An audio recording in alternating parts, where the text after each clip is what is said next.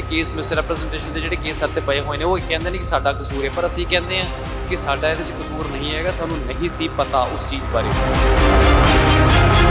ਮਤਲਬ 6 ਸਾਲ 'ਚ 4 ਵਾਰ ਚੈੱਕ ਪੁਆਇੰਟ ਸੀਗੇ। ਫਸਟ ਟਾਈਮ ਜਦੋਂ ਆਪਾਂ ਇੰਡੀਆ ਹੁੰਦੇ ਆ, ਜਦੋਂ ਉਹਨਾਂ ਨੇ ਫਾਈਲ ਪ੍ਰੋਸੈਸ ਕਰਦੇ ਆ। ਸੈਕਿੰਡ ਟਾਈਮ ਜਦੋਂ ਆਪਾਂ 에ਅਰਪੋਰਟ 'ਤੇ ਹੁੰਦੇ ਉਦੋਂ ਵੀ CBSE ਵਾਲੇ ਚੈੱਕ ਕਰਦੇ ਆ। ਥਰਡ ਟਾਈਮ ਮੈਂ ਇੱਕ ਸਟੱਡੀ ਪਰਮਿਟ ਐਕਸਟੈਂਸ਼ਨ ਲਾਈ ਸੀ, ਉਦੋਂ ਵੀ ਉਹਨਾਂ ਕੋਲ ਅਥਾਰਟੀ ਸੀਗੀ, ਉਹ ਵੈਲੀਡੇਟ ਕਰ ਸਕਦੇ ਸੀ। ਚੌਥੀ ਵਾਰ ਜਦੋਂ ਮੈਂ CBSE ਕੋਲ ਇਨ ਪਰਸਨ ਆਪਦਾ ਵਰਕ ਪਰਮਿਟ ਲੈ ਕੇ ਆਈ ਸੀਗੀ। ਜੇ 1% ਵੀ ਹੁੰਦਾ ਤਾਂ ਮੈਂ ਪਹਿਲੇ ਤਾਂ CBSE ਜਾਂਦੀ ਨਹੀਂ। ਸਾਡੇ ਇਹੀ ਸਵਾਲ ਨੇ ਜਿਹੜੇ ਅਸੀਂ ਅੱਜ ਵੀ ਪੁੱਛਦੇ ਆ ਰਹੇ ਹਾਂ ਕਿ what the immigration officer duty when I apply first from India। ਤਾਂ ਆਪਾਂ ਨੂੰ ਉਹ 3 ਮਹੀਨੇ ਦਾ ਟਾਈਮ ਦਿੰਦੇ ਨੇ ਜਦੋਂ ਆਪਣੀ ਐਪਲੀਕੇਸ਼ਨ ਪ੍ਰੋਸੈਸ ਹੋਣੀ ਹੁੰਦੀ ਆ। ਤਾਂ ਉਹਨੇ ਉਸ 3 ਮਹੀਨੇ ਦੇ ਵਿੱਚ ਕੀ ਕੀਤਾ, ਕਿਉਂ ਉਸਨੇ ਇਹ ਚੈੱਕ ਨਹੀਂ ਕੀਤਾ ਕਿ ਜਿਹੜੀ ਇਹ ਆਫਰ ਲੈਟਰ ਮੇਰੀ ਫਾਈਲ ਵਿੱਚ ਮੇਰੇ ਏਜੰਟ ਦੇ ਦੁਆਰਾ ਲਗਾਈ ਗਈ ਸੀ ਉਹ ਫੇਕ ਸੀ। ਆਲਰੇਡੀ ਅਸੀਂ ਸਾਰਾ ਕੁਝ ਦਾਅ 'ਤੇ ਲਾਤਾ ਆ। ਸਾਰੀ ਪੇਰੈਂਟਸ ਦੀ ਜਿਹੜੀ ਸੇਵਿੰਗਸ ਆ ਉਹ ਲੱਗ ਚੁੱਕੀਆਂ ਨੇ, ਅਤੇ ਇਸ ਪੁਆਇੰਟ 'ਤੇ ਆ ਕੇ ਜੇ ਇਹ ਆਪਾਂ ਨੂੰ ਫੇਸ ਕਰਨੀ ਪਵੇ ਡੈਪੂਟੇਸ਼ਨ ਤਾਂ ਇੱਦਾਂ ਲੱਗਦਾ ਆ, ਅਤੇ ਉਹ ਬਹੁਤ ਹੀ ਜ਼ਿਆਦਾ ਹਾਰਟ ਬ੍ਰੇਕਿੰਗ ਹੋਊਗੀ।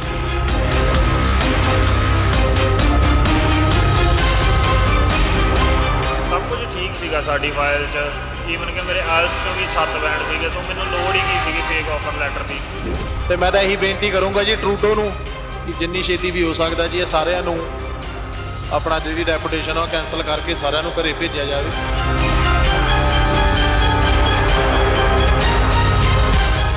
ਸਤਿ ਸ਼੍ਰੀ ਅਕਾਲ ਜੀ ਸਾਰਿਆਂ ਨੂੰ, ਮੈਂ ਤੁਹਾਡਾ ਆਪਣਾ ਐਲੀਮਾਰਟ ਜੀ, ਤੇ ਮੇਰੇ ਨਾਲ ਸਾਡਾ ਭਰਾ ਹਨੀ ਫਰੋਮ ਬੀਬਾ ਬੋਇਜ਼। ਤੇ ਅੱਜ ਮੀਂਹ ਪੈ ਰਿਹਾ ਸੀਗਾ, ਅਸੀਂ ਸਵੇਰ ਦੇ ਲੱਗੇ ਹੋਏ ਆ। ਜਿੱਦਾਂ ਤੁਸੀਂ ਦੇਖਦੇ ਹੋ ਪਿੱਛੇ ਟੈਂਟ ਲੱਗੇ ਆ, ਸਾਰੀ ਸੇਵਾ ਆਪਣੇ ਫੀਬਿਆਂ ਨੇ ਕਰੀ ਹੈ ਜੀ, ਤੇ ਫਤਿਹ ਹੋਣਾ ਨੇ ਸਾਰੀ ਸੇਵਾ ਕਰੀ ਹੈ। ਤੇ ਮੈਂ ਤਾਂ ਇਹੀ ਬੇਨਤੀ ਕਰੂੰਗਾ ਜੀ ਟਰੂਡੋ ਨੂੰ ਕਿ ਜਿੰਨੀ ਛੇਤੀ ਵੀ ਹੋ ਸਕਦਾ ਜੀ ਇਹ ਸਾਰਿਆਂ ਨੂੰ ਆਪਣਾ ਜਿਹੜੀ ਡੈਪੂਟੇਸ਼ਨ ਆ ਉਹ ਕੈਂਸਲ ਕਰਕੇ ਸਾਰਿਆਂ ਨੂੰ ਘਰੇ ਭੇਜਿਆ ਜਾਵੇ। ਤੇ ਜਿੰਨੇ ਵੀ ਵੱਧ ਤੋਂ ਵੱਧ ਸਟੂਡੈਂਟ ਇੱਥੇ ਆ ਸਕਦੇ ਆ, ਜਾਂ ਸਟੂਡੈਂਟ ਨਹੀਂ ਸਾਰੀ ਕਮਿਊਨਿਟੀ ਨੂੰ, ਮੈਂ ਪੰਜਾਬੀ ਨੂੰ ਕੋਈ ਵੀ ਹੈ ਜਿਹੜਾ ਵੀ ਇਸ ਧਰਨੇ ਦੇ ਵਿੱਚ ਹੈਲਪ ਕਰੂਗਾ, ਜੇ ਕੋਈ ਹੋਰ ਨਹੀਂ ਦੇਖੂਗਾ ਤਾਂ ਪ੍ਰਮਾਤਮਾ ਜ਼ਰੂਰ ਦੇਖਦਾ। ਸੋ ਮੈਂ ਸਾਰਿਆਂ ਨੂੰ ਬੇਨਤੀ ਕਰਦਾ ਜੀ ਵੱਧ ਤੋਂ ਵੱਧ ਇੱਥੇ ਪਹੁੰਚੋ ਤੇ ਸਟੂਡੈਂਟਾਂ ਦਾ ਮਾਣ ਵਧਾਓ ਤੇ ਛੇਤੀ ਛੇਤੀ ਇਸ ਧਰਨੇ ਨੂੰ ਫਿਨਿਸ਼ ਕਰਨ ਦੇ ਵਿੱਚ ਸਾਡਾ ਯੋਗਦਾਨ ਪਾਓ। ਮੇਰਾ ਨਾਮ ਲਵਪ੍ਰੀਤ ਸਿੰਘ ਆ, ਅਤੇ ਪਿਛਲੇ ਕਿੰਨੇ ਦਿਨਾਂ ਤੋਂ ਕਾਫੀ ਇੰਟਰਵਿਊਜ਼ ਵੀ ਹੋਏ, ਅਤੇ ਆਪਾਂ ਪ੍ਰੋਟੈਸਟ ਤੋਂ ਵੀ ਟਰਾਈ ਕੀਤੀ ਐਕਸਪਲੇਨ ਕਰਨ ਦੀ ਸਾਰਾ ਕੁਛ ਜੋ ਵੀ ਹੋਇਆ ਇੰਸੀਡੈਂਟ। ਅਤੇ ਮੇਰਾ ਵੀ ਇੱਕ ਵਾਰ ਫਿਰ ਰਿਕੁਐਸਟ ਇਹ ਆਈ ਸੀਗੀ ਕਿ ਆਪਣੀ ਜੋ ਵੀ ਹੋਇਆ ਡਿਟੇਲਸ ਦੇ ਵਿੱਚ ਆਪਾਂ ਐਕਸਪਲੇਨ ਕਰੀਏ। ਅਜੇ ਵੀ ਕਈ ਵਾਰ ਕਈ ਸੰਗਤ ਦੇ ਵਿੱਚੋਂ ਜਾਂ ਅਜੇ ਤੱਕ ਲੱਗਦਾ ਆ ਕਿ ਕਈ ਲੋਕਾਂ ਤੱਕ ਅਜੇ ਅਸਲੀ ਗੱਲ ਪਹੁੰਚੀ ਨਹੀਂ ਹੈਗੀ, ਅਤੇ ਮੈਂ ਟਰਾਈ ਕਰਦਾ ਐਕਸਪਲੇਨ ਕਰਨ ਦੀ ਸਾਰਾ ਕੁਛ। ਸ਼ੁਰੂਆਤ ਕਰਦੇ ਇਸ ਚੀਜ਼ ਤੋਂ ਵੀ ਇਹ ਪ੍ਰੋਟੈਸਟ ਕਿਉਂ ਆ। ਪ੍ਰੋਟੈਸਟ ਇਹ ਪਿਛਲੇ 15-16 ਦਿਨਾਂ ਤੋਂ ਚੱਲ ਰਹੀ ਆ। ਇਹ ਪ੍ਰੋਟੈਸਟ ਇਸ ਕਰਕੇ ਆ ਕਿ ਸਟੂਡੈਂਟਸ 'ਤੇ ਬਲੇਮ ਲਾਇਆ ਜਾ ਰਿਹਾ ਆ ਕਿ ਉਹਨਾਂ ਨੇ ਫੌਰਜ ਡਾਕੂਮੈਂਟ 'ਤੇ ਕੈਨੇਡਾ ਦੇ ਵਿੱਚ ਐਂਟਰੀ ਲਈ। ਉਹ ਫੌਰਜ ਡਾਕੂਮੈਂਟ ਹੈਗਾ ਆ ਐਕਸੈਪਟੈਂਸ ਲੈਟਰ ਕਾਲਜ ਦੀ।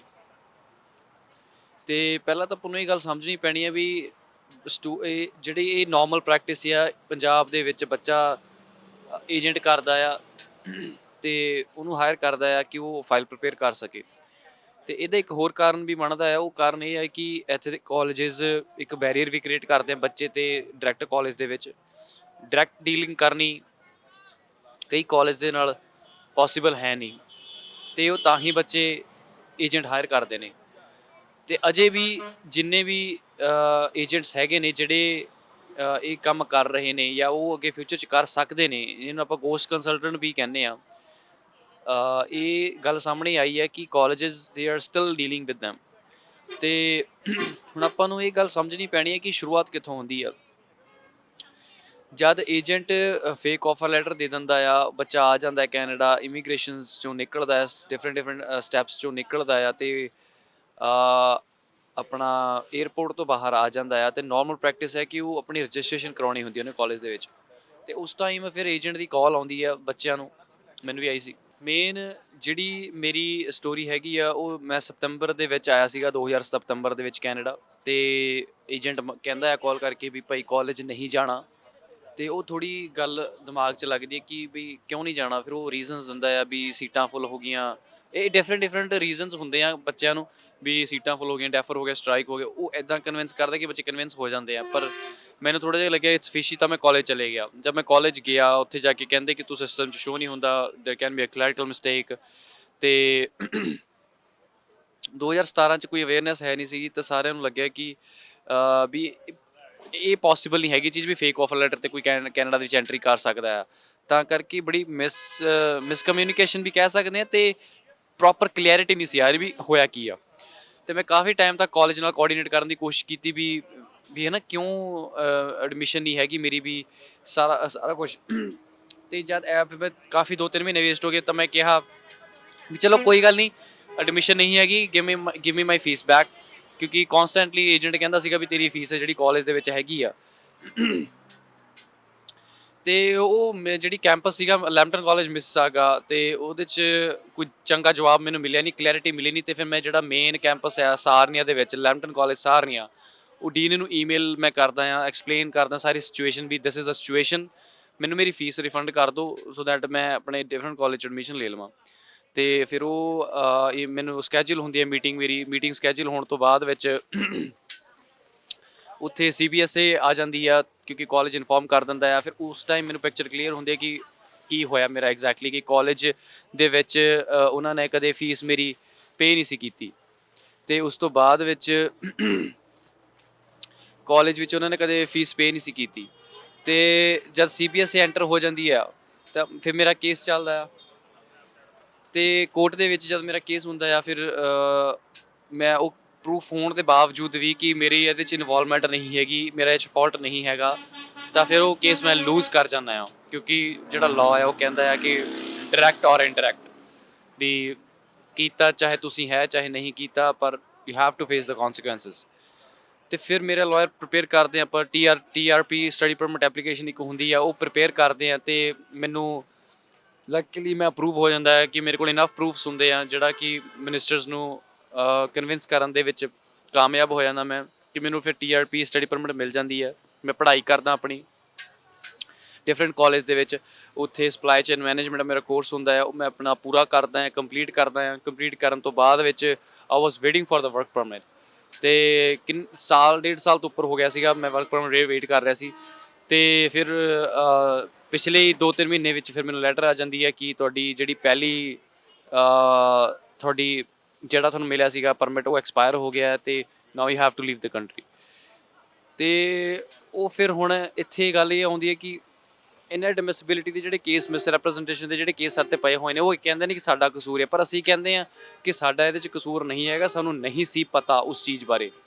ਤੇ ਇੱਥੇ ਆਪਾਂ 2 ਚੀਜ਼ਾਂ ਸਮਝਣੀਆਂ ਪੈਣੀਆਂ ਆਪਾਂ, 2 ਚੀਜ਼ਾਂ ਕਿ ਪਹਿਲਾਂ ਤਾਂ ਇਹ ਹੈ ਕਿ ਜੇ ਸਾਨੂੰ ਫੇਕ ਆਫਰ ਲੈਟਰ ਦੀ ਲੋੜ ਹੈ ਕਿਉਂ ਆ, ਇੰਜੀਨੀਅਰਿੰਗ ਮੇਰੀ ਕੀਤੀ ਹੋਈ ਹੈ, 7 ਬੈਂਡ ਮੇਰੇ ਆਇਲਸ ਸੀਗੇ, ਮੈਨੂੰ ਲੋੜ ਹੈ ਕਿ ਫੇਕ ਆਫਰ ਲੈਟਰ ਦੀ। ਤੇ ਦੂਜੀ ਗੱਲ ਇੰਟੈਂਸ਼ਨ, ਵੀ ਜੇ ਸਾਡੀ ਇੰਟੈਂਸ਼ਨ ਸਿਰਫ ਇਹੀ ਹੁੰਦੀ ਵੀ ਕੈਨੇਡਾ ਦੇ ਵਿੱਚ ਕਿਸੇ ਤਰੀਕੇ ਨਾਲ ਐਂਟਰੀ ਕਰਨੀ ਹੈ, ਚਾਹੇ ਫੇਕ ਆਫਰ ਲੈਟਰ 'ਤੇ ਕਰੀਏ ਚਾਹੇ ਜਿੱਦਾਂ ਮਰਜ਼ੀ ਕਰੀਏ, ਸਿਰਫ ਐਂਟਰੀ ਕਰਨੀ ਆ। ਏਅਰਪੋਰਟ ਤੋਂ ਬਾਹਰ ਅਸੀਂ ਆ ਗਏ ਸੀਗੇ, ਅਸੀਂ ਆਲਰੇਡੀ ਸਕਸੀਡ ਹੋ ਚੁੱਕੇ ਸੀਗੇ ਆਪਣੇ ਮਕਸਦ ਦੇ ਵਿੱਚ, ਜੇ ਅਸੀਂ ਇਨਵੋਲਵ ਹੁੰਦੇ ਵਿੱਚ। ਤੇ ਪਰ ਜਿਹੜਾ ਬੰਦਾ ਫੇਕ ਆਫ ਲੈਟਰ ਤੇ ਪਰ ਆਊਗਾ, ਇਹ ਸੋਚ ਕੇ ਆਊਗਾ ਕਿ ਭਾਈ ਮੈਨੂੰ ਬਸ ਕੈਨੇਡਾ ਪਹੁੰਚਾ ਦਿਓ, ਤੇ ਉਹ ਏਅਰਪੋਰਟ ਤੋਂ ਬਾਹਰ ਆਉਣ ਦੀ ਸਾਰ ਉਹ ਕੋਈ ਹੋਰ ਹੱਲ ਲੱਭੂਗਾ, ਆਪਣਾ ਪੜ੍ਹਨ ਵਾਲੇ ਪਾਸੇ ਨਹੀਂ ਜਾਊਗਾ। ਤਾਂ ਸਾਰੇ ਬੱਚੇ ਨੇ ਪੜ੍ਹਾਈ ਕੀਤੀ ਆ, ਤੇ ਇਹਦਾ ਮਤਲਬ ਇਹ ਇੰਟੈਂਸ਼ਨ ਕਲੀਅਰ ਹੁੰਦੀ ਕਿ ਜੇ ਇਹ ਬੱਚੇ ਪੜ੍ਹਨ ਵਾਲੇ ਨੇ ਨਾ, ਪੜ੍ਹਾਈ ਆਪਣੀ ਪੂਰੀ ਕੀਤੀ ਆ। ਤੇ ਇਹ ਚੀਜ਼ ਸਮਝਣੀ ਪੈਣੀ ਆਪਾਂ ਨੂੰ, ਬੱਚੇ ਨੇ ਪੜ੍ਹਾਈ ਪੂਰੀ ਕੀਤੀ ਹੈ, ਇਹਨਾਂ ਦੀ ਇੰਟੈਂਸ਼ਨ ਕਲੀਅਰ ਹੈ, ਪੜ੍ਹਨ ਆਏ ਸੀਗੇ। ਤੇ ਜਿਨ੍ਹਾਂ ਦੀ ਇੰਟੈਂਸ਼ਨ ਕਲੀਅਰ ਹੁੰਦੀ, ਜਿਹੜੇ ਪੜ੍ਹਨ ਆਏ ਸੀਗੇ, ਤੇ ਉਹ ਕਦੇ ਫੇਕ ਆਫਰ ਲੈਟਰ ਲੈ ਕੇ ਨਹੀਂ ਆਉਣਗੇ। ਤੇ ਦੂਜੀ ਗੱਲ ਇਹ ਹੈ ਕਿ ਉਹ ਆਲਰੇਡੀ ਐਲੀਜੀਬਲ ਹੈਗੇ ਆ ਅਸਲੀ ਆਫਰ ਲੈਟਰ ਲੈਣ ਦੇ, ਉਹ ਕਾਬਿਲ ਹੈਗੇ ਇਸ ਚੀਜ਼ ਦੇ ਵੀ ਅਸੀਂ ਅਸਲੀ ਆਫਰ ਲੈਟਰ ਅਸੀਂ ਲੈ ਸਕਦੇ ਹਾਂ, ਤਾਂ ਉਹਨਾਂ ਨੂੰ ਫੇਕ ਆਫਰ ਲੈਟਰ ਲੈਣ ਦੀ ਲੋੜ ਕੀ ਆ। ਇਹ ਚੀਜ਼ਾਂ ਲੌਜੀਕਲ ਆ, ਪਰ ਹੁਣ ਗੱਲ ਇਹ ਹੈ ਕਿ ਸਰਕਾਰ ਨੂੰ ਵੀ ਸਮਝ ਲੱਗ ਰਹੀ ਹੈ ਇਸ ਗੱਲ ਦੀ, ਤਾਂ ਹੀ ਉਹ ਸਰਕਾਰ ਬਾਰ-ਬਾਰ ਆਪਣੇ ਜਿਹੜੇ ਅਨਾਊਂਸਮੈਂਟ ਜਾਂ ਸਰਕਾਰ ਬਾਰ-ਬਾਰ ਟਵਿੱਟਰ ਤੇ ਡਿਫਰੈਂਟ ਮੀਡੀਆਜ਼ ਤੇ ਪਲੇਟਫਾਰਮਸ ਤੇ ਕਹਿੰਦੀ ਹੈ ਕਿ ਜਿਹੜੇ ਵਿਕਟਮਸ ਹੈਗੇ ਆ ਉਹਨਾਂ ਨੂੰ ਸਫਰ ਨਹੀਂ ਕਰਨਾ ਪਊਗਾ, ਜਿਹੜੇ ਕਲਪ੍ਰਿਟਸ ਹੈ ਉਹਨਾਂ ਨੂੰ ਸਫਰ ਕਰਨਾ ਪਊਗਾ। ਸਰਕਾਰ ਆਲਰੇਡੀ ਸਾਡੇ ਹੱਕ 'ਚ ਹੈਗੀ ਹੈ, ਪਰ ਗਰਾਊਂਡ ਲੈਵਲ ਤੇ ਸਾਨੂੰ ਜੇ ਕੋਈ ਰਿਜ਼ਲਟ ਨਹੀਂ ਮਿਲਿਆ, ਪਰ ਅਸੀਂ ਉਮੀਦ ਕਰਦੇ ਹਾਂ ਕਿ ਸਾਨੂੰ ਅੱਗੇ ਆਉਣ ਵਾਲੇ ਦਿਨਾਂ ਦੇ ਵਿੱਚ ਕੋਈ ਪੋਜ਼ਿਟਿਵ ਡਿਸੀਜਨ ਮਿਲੇ ਇਮੀਗ੍ਰੇਸ਼ਨ ਮਿਨਿਸਟਰ ਤੋਂ, ਇਮੀਗ੍ਰੇਸ਼ਨ ਕਮੇਟੀ ਤੋਂ, ਤੇ ਅਸੀਂ ਆਹੀ ਉਮੀਦ ਕਰਦੇ ਤੇ ਸੰਗਤ ਦਾ ਬਹੁਤ ਬਹੁਤ ਧੰਨਵਾਦ ਜਿਨ੍ਹਾਂ ਨੇ ਸਾਡਾ ਬਹੁਤ ਬਹੁਤ ਸਾਥ ਦਿੱਤਾ। ਅਸੀਂ ਅੱਜ ਉਰੇ ਪਹੁੰਚੇ ਹਾਂ। ਜਿਹੜਾ ਵੀ ਅਸੀਂ ਜਿੰਨੀ ਵੀ ਅਸੀਂ ਕਾਮਯਾਬੀ ਸਾਨੂੰ ਮਿਲੀ ਹੈ, ਭਾਵੇਂ ਇੱਕ ਕਦਮ ਅਸੀਂ ਵਧੇ ਹਾਂ, ਉਹ ਕਾਮਯਾਬੀ ਦਾ ਜਿਹੜਾ ਕ੍ਰੈਡਿਟ ਆ ਉਹ ਜਾਂਦਾ ਸਾਰੀ ਸੰਗਤ ਨੂੰ ਜਾਂਦਾ ਆ। ਇਹ ਮੋਰਚੇ ਦੇ ਪਿੱਛੇ ਕਿਸੇ ਇੱਕ ਬੰਦੇ ਦਾ ਹੱਥ ਨਹੀਂ ਹੈਗਾ। ਇਹ ਨਾ ਤੁਸੀਂ ਸੋਚੋ ਵੀ ਇੱਥੇ ਕੋਈ ਇਹ ਬੰਦਾ ਸਾਂਭਦਾ ਆ, ਉਹ ਬੰਦਾ ਸਾਂਭਦਾ ਆ। ਇੱਥੇ ਸਾਰੇ ਸੇਵਾਦਾਰ ਨੇ, ਇੱਥੇ ਕੋਈ ਜਥੇਦਾਰ ਨਹੀਂ ਹੈਗਾ, ਇੱਥੇ ਸਾਰੇ ਸੇਵਾਦਾਰ ਨੇ। ਸਾਰੇ ਸੇਵਾਦਾਰ ਆਪਣੇ ਆਪਣੀ ਜ਼ਿੰਮੇਵਾਰੀ ਸਮਝ ਕੇ ਸਾਰੇ ਸੇਵਾ ਕਰਦੇ ਨੇ ਤੇ ਇਹ ਤਾਂ ਹੀ ਮੋਰਚਾ ਚੱਲ ਰਿਹਾ ਆ। ਪੀਸਫੁਲ ਮੋਰਚਾ ਆ ਸਾਡਾ। ਸਿਰਫ ਇੱਕ ਮੀਡੀਅਮ ਆ ਜਿਹਦੇ ਦੇ ਵਿੱਚ ਅਸੀਂ ਚਾਹੁੰਦੇ ਹਾਂ ਕਿ ਸਾਡਾ ਜਿਹੜਾ ਮੈਸੇਜ ਹੈ ਉਹ ਸਰਕਾਰ ਤੱਕ ਪਹੁੰਚ ਸਕੇ ਪੀਸਫੁਲ ਤਰੀਕੇ ਦੇ ਨਾਲ। ਤੇ ਸਾਡੀ ਸਿਰਫ ਇਹੀ ਮਨਸ਼ਾ ਆ, ਕਿਉਂਕਿ ਇਹ ਆਲਰੇਡੀ ਸਾਡੇ ਨਾਲ ਜਿਹੜਾ ਧੋਖਾ ਹੈ ਉਹ ਆਲਰੇਡੀ ਬੈਕ ਹੋਮ ਹੋਇਆ ਆ। ਅਸੀਂ ਨਹੀਂ ਚਾਹੁੰਦੇ ਰੀਵਿਕਟਮਾਈਜੇਸ਼ਨ ਹੋਵੇ ਬੱਚਿਆਂ ਦਾ ਉਰੇ। ਆਲਰੇਡੀ ਅਸੀਂ ਸਾਰਾ ਕੁਝ ਦਾਅ 'ਤੇ ਲਾਤਾ ਆ। ਸਾਰੀ ਪੇਰੈਂਟਸ ਦੀ ਜਿਹੜੀ ਸੇਵਿੰਗਸ ਆ ਉਹ ਲੱਗ ਚੁੱਕੀਆਂ ਨੇ ਤੇ ਇਸ ਪੁਆਇੰਟ ਤੇ ਆ ਕੇ ਜੇ ਇਹ ਆਪਾਂ ਨੂੰ ਫੇਸ ਕਰਨੀ ਪਵੇ ਡੈਪੂਟੇਸ਼ਨ ਤਾਂ ਇਦਾਂ ਲੱਗਦਾ ਆ ਤੇ ਉਹ ਬਹੁਤ ਹੀ ਜ਼ਿਆਦਾ ਹਾਰਟ ਬ੍ਰੇਕਿੰਗ ਹੋਊਗੀ। ਤੇ ਜਿਹੜਾ ਏਜੰਟ ਸੀਗਾ ਮੇਰਾ ਬੈਕ ਹੋਮ, ਉਹਦਾ ਨਾਂ ਸੀਗਾ ਅਤੁਲ ਮਹਾਜਨ। ਜਸਮੀਤ ਕੌਰ ਸੀਗੀ ਜਿਹਦੇ ਨਾਲ ਮੈਂ ਸਿੱਧੀ ਡੀਲ ਕਰੀ ਸੀਗੀ ਤੇ ਔਰੇਂਜ ਓਵਰਸੀਜ਼ ਕਰਕੇ ਇਹਨਾਂ ਦੀ ਕੰਪਨੀ ਦਾ ਨਾਂ ਸੀ। ਹੁਣ ਤਾਂ ਬੰਦ ਕਰਕੇ ਹੋਣਗੇ। ਤੇ ਬਸ ਆਹੀ ਮੇਰੀ ਰਿਕੁਐਸਟ ਹੈ ਜੀ ਸੰਗਤ ਨੂੰ, ਵੱਧ ਚੜ੍ਹ ਕੇ ਆਪਾਂ ਇੱਕ ਦੂਜੇ ਦੇ ਨਾਲ ਖੜੀਏ ਤਾਂ ਆਪਾਂ ਜਿਹੜਾ ਇਨਜਸਟਿਸ ਹੋ ਰਿਹਾ ਆ ਇਹਦੇ ਆਪਾਂ ਅਗੇਂਸਟ ਆਪਣੀ ਵੌਇਸ ਜਿਹੜੀ ਰੇਜ਼ ਕਰੀਏ। ਜੇ ਆਪਾਂ ਸਾਰੇ ਇਕੱਠੇ ਮਿਲ ਕੇ ਇਹ ਕਰਾਂਗੇ ਪੀਸਫੁਲ ਤਰੀਕੇ ਦੇ ਨਾਲ ਤਾਂ ਸਰਕਾਰ ਜ਼ਰੂਰ ਸੁਣੂਗੀ ਆਪਣੀ ਗੱਲ। ਮੈਨੂੰ ਪੱਕੀ ਉਮੀਦ ਆ ਕਿ ਜਿੱਤ ਸਾਨੂੰ ਜ਼ਰੂਰ ਮਿਲੀ ਆ। ਜਿਹੜੀ ਡੈਪੂਟੇਸ਼ਨ ਸੀਗੀ ਉਹ ਪੋਸਟਪੋਨ ਹੋਈ ਆ ਤੇ ਜਿਹੜੀ ਸਾਡੀ ਮੇਨ ਮੰਗ ਆ ਉਹ ਇਹ ਹੈ ਕਿ ਜਿਹੜੇ ਇਨਐਡਮਿਸਿਬਿਲਿਟੀ ਦੇ ਕੇਸ ਪਏ ਹੋਏ ਨੇ, ਮਿਸ ਰੈਪਰੈਜ਼ੈਂਟੇਸ਼ਨ ਦੇ ਜਿਹੜੇ ਕੇਸ ਪਏ ਹੋਏ ਨੇ ਉਹ ਹਟਾਏ ਜਾਣ, ਕਿਉਂਕਿ ਜਦ ਤੱਕ ਉਹ ਨਹੀਂ ਹਟਦੇ ਅਸੀਂ ਅੱਗੇ ਕੁਛ ਨਹੀਂ ਕਰ ਸਕਦੇ। ਘੁੰਮ ਫਿਰ ਕੇ ਅਸੀਂ ਫਿਰ ਉਹੀ ਜਗ੍ਹਾ ਆ ਜਾਣਾ ਆ। ਜਦ ਤੱਕ ਸੱਤੇ ਜਿਹੜੇ ਇਨਐਡਮਿਸਿਬਿਲਿਟੀ ਮਿਸ ਰੈਪਰੈਜ਼ੈਂਟੇਸ਼ਨ ਦੇ ਕੇਸ ਪਏ ਹੋਏ ਆ, 5 ਸਾਲ ਦੇ ਬੈਨ ਲੱਗੇ ਹੋਏ ਸਾਤੇ, ਇਹ ਹਟਾਏ ਜਾਣ ਪਲੀਜ਼। ਤੇ ਸਾਨੂੰ ਅੱਗੇ ਕੋਈ ਰਾਹ ਮਿਲ ਸਕਦਾ ਆ ਤਾਂ ਕਿ ਅਸੀਂ ਪਰਮਾਨੈਂਟ ਰੈਜ਼ੀਡੈਂਸੀ ਵਾਸਤੇ ਅਪਲਾਈ ਕਰ ਸਕੀਏ। ਜਦ ਮੈਂ ਕੈਨੇਡਾ ਆਈ ਸੀ 2017 ਅਗਸਤ ਨੂੰ, ਜਦੋਂ ਮੈਂ ਕਾਲਜ ਇੱਥੇ ਆਈ ਤੇ ਮੇਰੇ ਏਜੰਟ ਨੇ ਮੇਰੇ ਘਰੇ ਫੋਨ ਕਰਕੇ ਕਿਹਾ ਕਿ ਹੈ ਨਾ ਕਾਲਜ ਨਹੀਂ ਜਾਣਾ, ਕਿ ਸੀਟਾਂ ਸਾਰੀਆਂ ਫੁੱਲ ਆ। ਸੋ ਮੈਂ ਉਸ ਕਾਲਜ 'ਚ ਨਹੀਂ ਗਈ। ਉਸ ਤੋਂ ਬਾਅਦ ਮੈਂ ਪ੍ਰਾਈਵੇਟ ਕਾਲਜ ਲਿਆ, ਦੈਨ ਮੈਂ ਆਪਣੀ ਸਟੱਡੀ ਕੀਤੀ। ਦੈਨ ਮੈਂ ਉਸ ਚੇਂਜ ਕਰਕੇ 3rd ਕਾਲਜ ਲਿਆ, ਆਪਣੀ ਕੰਪਲੀਟ ਕੀਤੀ ਸਟੱਡੀ 2 ਸਾਲ ਦੀ। ਫਿਰ ਮੈਂ ਵਰਕ ਪਰਮਿਟ ਅਪਲਾਈ ਕੀਤਾ, ਜੋ ਮੇਰਾ ਜਿਹੜਾ ਵਰਕ ਪਰਮਿਟ ਸੀ 1 ਸਾਲ ਲਈ ਆਇਆ ਨਹੀਂ ਸੀਗਾ। ਦੈਨ ਮੈਂ ਬਾਰਡਰ ਤੋਂ ਜਾ ਕੇ ਆਪਣਾ ਵਰਕ ਪਰਮਿਟ ਵੀ ਲੈ ਕੇ ਆਈ ਆ। ਸੋ Feb 2023 'ਚ ਮੈਨੂੰ ਲੈਟਰ ਆਉਂਦੀ ਆ ਜਿਸ 'ਚ ਸ਼ੋਅ ਕਰਦਾ ਹੈ ਕਿ ਜਿਹੜੀ ਆਫਰ ਲੈਟਰ ਮੈਂ ਯੂਜ਼ ਕੀਤੀ ਸੀ ਉਹ ਫੇਕ ਆ। ਇਹ ਮੈਨੂੰ ਨਹੀਂ ਪਤਾ ਸੀ, ਬਟ ਜਦੋਂ ਮੈਂ ਡਿਸਕਲੋਜ਼ਰ ਪੜ੍ਹਿਆ ਐਂਡ ਦੇਖਿਆ ਜਿਹੜੀ ਆਫਰ ਲੈਟਰ ਜਿਹੜੀ ਮੇਰੇ ਏਜੰਟ ਨੇ ਸਬਮਿਟ ਕੀਤੀ ਸੀ ਬਰਜੇਸ਼ ਮਿਸ਼ਰਾ ਨੇ, ਉਹ 'ਚ ਡੇਟ ਆਫ ਬਰਥ ਹੀ ਗਲਤ ਆ। ਜਿਹੜੀ ਡੇਟ ਆਫ ਬਰਥ ਸੀਗੀ ਉਹ ਮੇਰੀ ਡੇਟ ਆਫ ਬਰਥ ਹੈ ਹੀ ਨਹੀਂ ਸੀਗੀ। ਦੈਨ ਮੈਂ ਆਪਣੀ ਫਾਈਲ, ਮੇਰੀ ਹਜੇ ਸਟਾਰਟਿੰਗ ਪ੍ਰੋਸੈਸ 'ਚ ਆ, ਮੇਰੀ ਹਜੇ ਹੀਅਰਿੰਗ ਹੋਈ ਨਹੀਂ ਆ। ਐਂਡ ਈਵਨ ਅਗਰ ਆਪਾਂ ਦੇਖਦੇ ਹਾਂ ਕਿ ਮੈਂ ਜੇ ਫਰਾਡ ਕੀਤਾ ਹੁੰਦਾ ਹੈ ਨਾ, ਤੇ ਮੈਂ ਆਪਣੀ ਸਟੱਡੀ ਕੰਪਲੀਟ ਨਹੀਂ ਕਰਨੀ ਸੀ। ਮੈਂ ਆਪਣੀ ਸਟੱਡੀ ਕੰਪਲੀਟ ਕੀਤੀ, ਵਰਕ ਪਰਮਿਟ ਲਿਆ, ਪਰ ਆਫਟਰ 6 ਈਅਰ ਆਪਣੇ ਇਮੀਗ੍ਰੇਸ਼ਨ ਵਾਲੇ ਕਹਿੰਦੇ ਤੁਹਾਨੂੰ ਵਾਪਸ ਜਾਣਾ ਪੈਣਾ ਕਿਉਂਕਿ ਤੁਸੀਂ ਫਰਾਡ ਕੀਤਾ। ਜੇ ਅਸੀਂ ਫਰਾਡ ਕੀਤਾ ਹੁੰਦਾ ਅਸੀਂ ਸਟੱਡੀ ਕਿਉਂ ਕਰਨੀ ਸੀਗੀ। ਤੇ ਨਾਲੇ ਜੇ ਮੈਂ ਅਗਰ 1% ਵੀ ਮੈਂ ਕਹਿੰਦੀ ਹਾਂ ਕਿ ਜੇ ਮੈਨੂੰ ਪਤਾ ਸੀਗਾ ਕਿ ਹੈ ਨਾ ਮੈਂ ਫਰਾਡ ਕੀਤਾ ਹੁੰਦਾ ਤੇ ਮੈਂ ਬਾਰਡਰ 'ਤੇ ਜਾਂਦੀ ਨਾ, ਕਿਉਂਕਿ ਇਟਸ ਅ ਰਿਸਕੀ, ਹੈ ਨਾ, ਬਹੁਤ ਜ਼ਿਆਦਾ ਰਿਸਕ ਹੁੰਦਾ ਆ। ਜੇ ਤੁਸੀਂ ਬਾਰਡਰ ਤੋਂ ਜਾ ਕੇ ਵਰਕ ਪਰਮਿਟ ਲੈ ਕੇ ਆਉਂਦੇ ਹੋ, ਤੁਹਾਨੂੰ ਰਾਈਟ ਅਵੇ ਉਹ ਤੁਹਾਨੂੰ ਡਿਪੋਰਟ ਕਰ ਸਕਦੇ ਆ। ਜਦੋਂ ਮੈਂ 2022 'ਚ ਮੈਂ ਬਾਰਡਰ 'ਤੇ ਗਈ ਸੀ, ਅਕੋਰਡਿੰਗ ਟੂ ਮਾਈ ਡਿਸਕਲੋਜ਼ਰ 2021 'ਚ ਮੇਰੀ ਫਾਈਲ ਓਪਨ ਹੋ ਗਈ ਸੀ।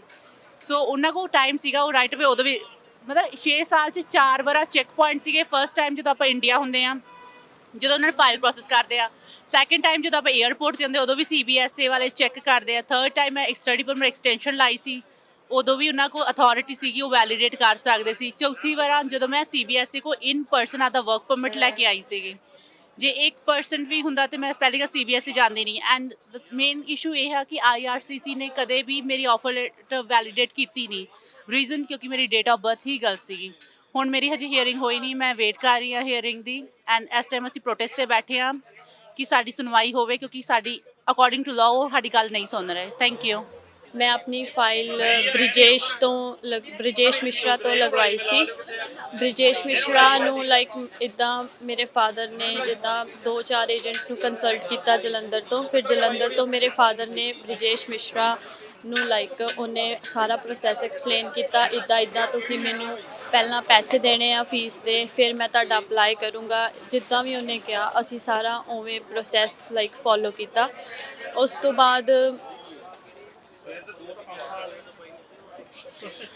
ਬਾਅਦ ਉਹਨੇ ਮੇਰੀ ਆਫਰ ਲੈਟਰ ਅਪਲਾਈ ਕੀਤੀ। ਲਾਈਕ ਥੋੜ੍ਹੇ ਟਾਈਮ ਬਾਅਦ ਉਹਨੇ ਮੈਨੂੰ ਮੇਰੇ ਮੈਸੇਜ ਆਇਆ ਮੇਰੇ ਫਾਦਰ ਨੂੰ ਕਿ ਹਾਂਜੀ ਤੁਹਾਡੀ ਆਫਰ ਲੈਟਰ ਆ ਗਈ ਆ। ਆਫਰ ਲੈਟਰ ਆਉਣ ਤੋਂ ਬਾਅਦ ਉਹਨੇ ਕਿਹਾ ਕਿ ਹਾਂਜੀ ਹੁਣ ਮੈਂ ਤੁਹਾਡੀ ਫੀਸ ਪੇ ਕਰੂੰਗਾ, ਸਾਰਾ ਕੁਝ ਮੈਂ ਹੀ ਕਰ ਦੂੰਗਾ, ਇਟਸ ਓਕੇ। ਸਾਰਾ ਲੀਗਲ ਪ੍ਰੋਸੈਸ ਉਹਨੇ ਹੀ ਕੀਤਾ। ਉਸ ਤੋਂ ਬਾਅਦ ਉਹਨੇ ਇੱਕ ਦਿਨ ਬੁਲਾਇਆ ਸੀਗਾ ਕਿ ਤੁਹਾਡੀ ਫਾਈਲ ਸਬਮਿਟ ਹੋਣੀ ਆ ਅਤੇ ਤੁਸੀਂ ਆਓ। ਮੈਂ ਫਾਈਲ ਸਬਮਿਟ ਕਰਨ ਗਈ ਬਟ ਉਸ ਦਿਨ ਉਹ ਆਫਿਸ 'ਚ ਅਵੇਲੇਬਲ ਨਹੀਂ ਸੀਗਾ। ਉਸ ਤੋਂ ਬਾਅਦ ਫਿਰ ਉਹਦੀ ਕਾਲ ਆਈ ਨੈਕਸਟ ਡੇ ਕਿ ਇਟਸ ਓਕੇ, ਮੈਂ ਤੁਹਾਡੀ ਫਾਈਲ ਆਪੇ ਸਬਮਿਟ ਕਰਵਾ ਦਾਂਗਾ। ਉਹਨੇ ਮੇਰੀ ਫਾਈਲ ਸਬਮਿਟ ਕਰਵਾਈ ਅਗਸਤ ਵਿੱਚ। ਅਗਸਤ 'ਚ ਆਫਟਰ ਲਾਈਕ 10 ਡੇਜ਼ ਹੀ ਮੇਰਾ ਵੀਜ਼ਾ ਆ ਗਿਆ ਸੀ। ਉਸ ਤੋਂ ਬਾਅਦ ਮੈਂ ਇੱਥੇ ਆਈ ਕੈਨੇਡਾ, ਅਤੇ ਉਸ ਤੋਂ ਬਾਅਦ ਇੱਥੇ ਆ ਕੇ ਮੈਂ ਆਪਣੇ ਏਜੰਟ ਨੂੰ ਕੰਟੈਕਟ ਕੀਤਾ। ਮੈਂ ਉਹਨੂੰ ਕਿਹਾ ਕਿ ਲਾਈਕ ਮੈਂ ਇੰਨੀ ਦੂਰ ਨਹੀਂ ਜਾ ਸਕਦੀ ਕਿਉਂਕਿ ਸਡਬਰੀ ਵਿੱਚ ਮੇਰਾ ਲਾਈਕ ਕੋਈ ਨਹੀਂ ਹੈਗਾ। ਉਹਨੇ ਕਿਹਾ ਇਟਸ ਓਕੇ, ਤੁਹਾਨੂੰ ਕਾਲਜ ਜਾਣ ਦੀ ਬਿਲਕੁਲ ਲੋੜ ਨਹੀਂ ਹੈਗੀ, ਉੱਥੇ ਮੈਂ ਤੁਹਾਡਾ ਆਪੇ ਹੀ ਸਾਰੀ ਫੀਸ ਰਿਫੰਡ ਕਰਵਾ ਲੂੰਗਾ, ਆਪੇ ਸਾਰੇ ਕੰਮ ਕਰਵਾ ਲੂੰਗਾ। ਉਹਨੇ ਸਾਨੂੰ ਇਹ ਇਨਫੋਰਮ ਕੀਤਾ ਸੀ। ਮੈਂ ਕਿਹਾ ਕਿ ਇਟਸ ਓਕੇ ਬਿਕੋਜ਼ ਮੇਰਾ ਫੈਮਿਲੀ ਮੈਂਬਰ ਜਾਂ ਕੋਈ ਹੋਰ ਇੱਥੇ ਇੰਨਾ ਖਾਸ ਨਹੀਂ ਸੀ ਹੈਗਾ। ਅਤੇ ਉਸ ਤੋਂ ਬਾਅਦ ਮੈਂ ਉਹਨੂੰ ਫੋਲੋ ਕੀਤਾ। ਮੇਰੇ ਫਾਦਰ ਨੇ ਉਹਦੇ ਆਫਿਸ ਕੰਟੈਕਟ ਕੀਤਾ। ਉਹਨੇ ਲਾਈਕ ਆਲਮੋਸਟ 8 ਮੰਥਸ ਦਾ ਟਾਈਮ ਲਿਆ ਮੈਨੂੰ ਕਾਲਜ ਨਵਾਂ ਲੈ ਕੇ ਦੇਣ ਵਿੱਚ। ਉਹਦੇ ਵਿੱਚ ਮੈਂ ਲਾਈਕ 4 ਮੰਥਸ ਇੱਥੇ ਆ ਕੇ ਆਪਣਾ ਟਾਈਮ ਪੀਰੀਅਡ ਕੱਢਿਆ। ਉਸ ਤੋਂ ਬਾਅਦ ਮੈਂ 4 ਮੰਥਸ ਵਾਸਤੇ ਇੱਕ ਪ੍ਰਾਈਵੇਟ ਕਾਲਜ ਲਿਆ just to cover my gap. ਉਸ ਤੋਂ ਬਾਅਦ ਮੈਂ ਆਪਣਾ ਕਾਲਜ ਮਈ 2017 'ਚ ਮੈਂ ਆਪਣੀ ਸਟੱਡੀ ਸਟਾਰਟ ਕੀਤੀ। ਸੈਪਟੈਂਬਰ 2016 'ਚ ਮੈਂ ਇੱਥੇ ਆਈ ਸੀ। ਮਈ 2018 'ਚ ਮੈਂ ਸੈਨਿਕਾ ਕਾਲਜ ਸਟਾਰਟ ਕੀਤੀ ਆਪਣੀ ਸਟੱਡੀ। ਜੈਨ 2017 'ਚ ਮੈਂ 4 ਮੰਥਸ ਦਾ ਲਾਈਕ ਇੱਕ ਡਿਪਲੋਮਾ ਸਟਾਰਟ ਕੀਤਾ ਪ੍ਰਾਈਵੇਟ ਕਾਲਜ। ਉਸ ਤੋਂ ਬਾਅਦ ਮੈਂ ਸੈਨਿਕਾ ਕਾਲਜ ਵਿੱਚ ਆਪਣੀ ਸਟੱਡੀ ਸਟਾਰਟ ਕੀਤੀ। ਮੈਂ ਆਪਣੇ ਲਾਈਕ 2 ਇਅਰਸ ਦਾ ਡਿਪਲੋਮਾ ਕੰਪਲੀਟ ਕੀਤਾ ਸੈਨਿਕਾ ਕਾਲਜ। ਉਸ ਤੋਂ ਬਾਅਦ ਮੈਂ ਆਪਣਾ ਵਰਕ ਪਰਮਿਟ ਅਪਲਾਈ ਕੀਤਾ। ਵਰਕ ਪਰਮਿਟ ਮੇਰਾ ਆਇਆ ਮਈ ਦੇ ਵਿੱਚ ਮਈ 2019 'ਚ ਮੇਰਾ ਵਰਕ ਪਰਮਿਟ ਆ ਗਿਆ ਸੀ। ਅਤੇ ਉਸ ਤੋਂ ਬਾਅਦ ਫਿਰ ਮੈਂ ਆਪਣੇ ਜੋਬ ਵਗੈਰਾ ਵਾਸਤੇ PR ਦੇ ਪ੍ਰੋਸੈਸ ਵਾਸਤੇ ਉਹਨੂੰ ਫੋਲੋ ਅਪ ਕੀਤਾ। ਜੋਬ ਫਾਈਂਡ ਆਊਟ ਕੀਤੀ, ਉੱਥੇ ਜੋਬ ਵਗੈਰਾ ਕੀਤੀ। ਫਿਰ ਮੈਂ ਆਪਣੀ ਓਨਟਾਰੀਓ ਪ੍ਰੋਵਿੰਸ ਲਾਈਕ PNP ਵਾਸਤੇ ਵੀ ਅਪਲਾਈ ਕੀਤਾ। ਮੇਰੀ ਵਿਦਿਨ 3 ਮੰਥਸ PNP ਦੀ ਅਪਰੂਵਲ ਵੀ ਆ ਗਈ। ਉਸ ਤੋਂ ਬਾਅਦ ਮੈਂ ਫੈਡਰਲ 'ਚ ਫਾਈਲ ਲਾਈ। ਫੈਡਰਲ 'ਚ ਫਾਈਲ ਲਾਉਣ ਤੋਂ ਬਾਅਦ ਲਾਈਕ ਮੇਰੇ ਬਾਇਓਮੈਟ੍ਰਿਕਸ, ਮੇਰੇ medical everything was done and instead of approval like ਮੈਨੂੰ CBSE ਵੱਲੋਂ ਆਹ ਲੈਟਰ ਆਈ ਸੀ ਕਿ ਹਾਂਜੀ like your fees is not paid and everything. And ਮੈਨੂੰ ਇਹ ਜਿਹੜਾ ਆ ਮੈਨੂੰ ਆਫਟਰ 6 ਇਅਰਸ ਪਤਾ ਚੱਲਿਆ ਕਿ ਲਾਈਕ ਮੇਰੀ ਫੀਸ ਨਹੀਂ ਪੇ ਹੈਗੀ।